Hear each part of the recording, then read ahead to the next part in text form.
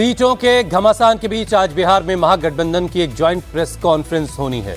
इस press conference में तेजस्वी यादव को सीएम फेस घोषित किया जा सकता है। साथ ही ये संदेश देने की कोशिश होगी कि महागठबंधन में सीटों को लेकर कोई खींचतान नहीं है।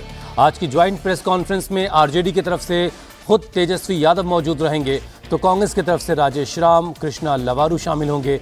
लेफ्ट की तरफ से दीपांकर भट्टाचार्य, तो वीआईपी के मुकेश सहनी भी कॉन्फ्रेंस में मौजूद रहेंगे। बिहार में 11 सीटें ऐसी हैं जिन पर महागठबंधन पार्टियों के ही उम्मीदवार आमने सामने हैं। आज नाम वापसी का आखिरी दिन है, इसीलिए आज फैसला करना पड़ेगा।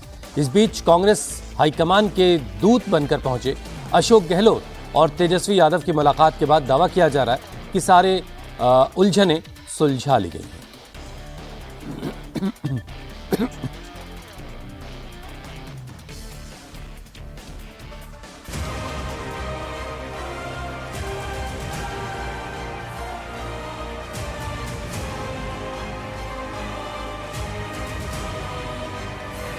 बिहार में महागठबंधन आज पूरा दमखम दिखाने वाला है।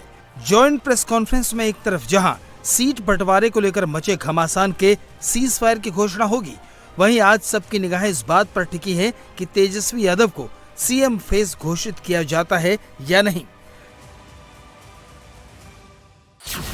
आज की प्रेस कॉन्फ्रेंस में आरजेडी की तरफ से खुद तेजस्वी यादव होंगे, कांग्रेस की तरफ से प्रदेश अध्यक्ष राजेश राम और बिहार प्रभारी कृष्णा लवारू रहेंगे। लेफ्ट को रिप्रेजेंट करने के लिए दीपांकर भट्टाचार्य होंगे, तो वीआईपी के मुकेश सहनी भी ये बताने के लिए मौजूद रहेंगे कि उनकी लंबी नाराजगी खत्म हो गई है। इस प्रेस कॉन्फ्रेंस से पहले तस्वीर बिहार में विरोधियों की राजनीति का केंद्र बनी हुई है।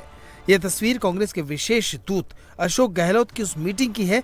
ये बातचीत 1 घंटे तक चली है।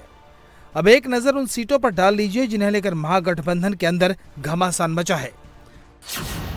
जिन 5 सीटों पर कांग्रेस और आरजेडी आमने सामने हैं, उनमें वैशाली, कहलगांव, नरकटियागंज, सुल्तानगंज और सिकंदरा का नाम है। जहां आरजेडी और वीआईपी फ्रेंडली फाइट के नाम पर खड़े हैं, वो सीटें हैं चैनपुर और बाबूबरही। इनके अलावा जहां लेफ्ट और कांग्रेस आमने सामने हैं, वो सीटें हैं राजापाकड़, बिहार शरीफ, बछवाड़ा और करहर। अच्छी बात है,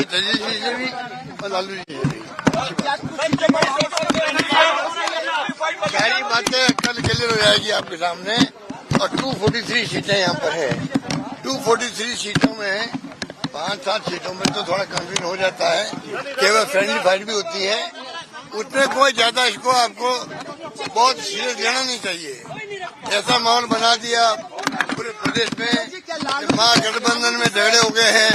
कोई झगड़ा नहीं है, सब मिलके ही कैंपेन करेंगे और सब मिलके ही काम करेंगे और जीत के आएंगे। ये माहौल बना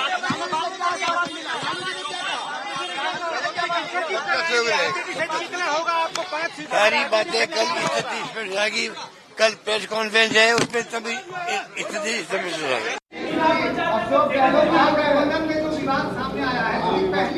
कोई विवाद नहीं है, कल बात करेंगे। कल आप लोगों को सबका जवाब मिलेगा।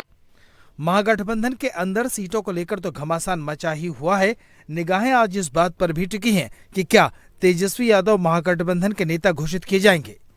हालांकि सीटों के घमासान के लिए कई नेता आरजेडी के रवैये को जिम्मेदार ठहरा रहे हैं, लेकिन इस बात को कबूल कर चुके हैं कि महागठबंधन की सबसे बड़ी पार्टी होने के नाते नेता तेजस्वी ही बनेंगे।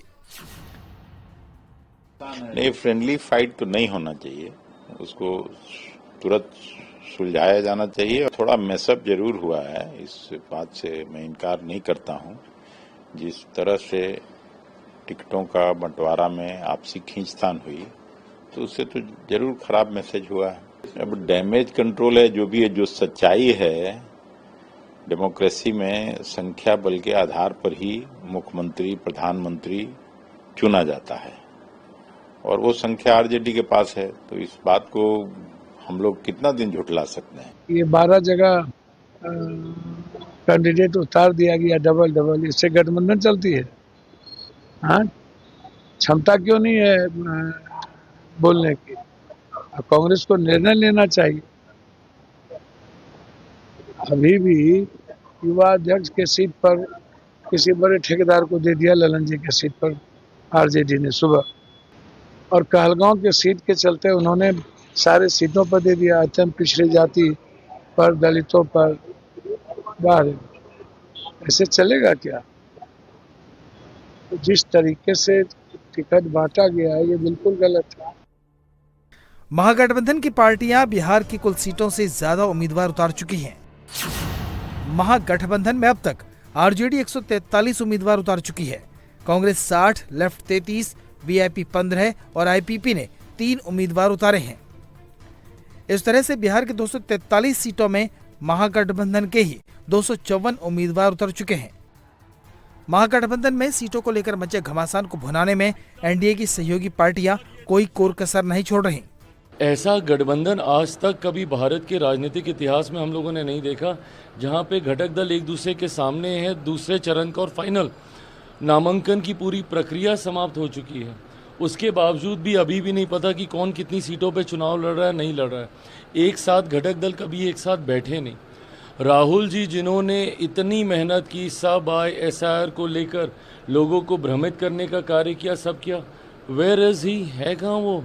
बिहार में चुनावी प्रक्रिया गतिमान है और महागठबंधन में आपस में छिड़ा घमासान है। और वो घमासान इस सीमा तक है कि जो लोग मतदाता सूची सही न बना पाने का स्वांग रचकर भ्रम पैदा कर रहे थे, वो ना अपने गठबंधन दलों की सूची फाइनल कर पाए हैं और ना अपने प्रत्याशियों की सूची फाइनल कर पाए हैं, न साझा घोषणा पत्र बना पाए हैं, न साझा प्रेस कॉन्फ्रेंस कर पाए हैं, न साझा सीएम क्या डिप्टी सीएम का भी निर्धारण नहीं कर पाए हैं। दूसरे चरण के नामांकन वापस लेने के आखिरी दिन आज महागठबंधन के पास वक्त है कि वो गठबंधन के अंदर की कलह तो खत्म कर ही ले, सीएम के फेस पर भी बिहार के सामने रुख साफ कर दे, क्योंकि तेजस्वी पूरी तैयारी में है।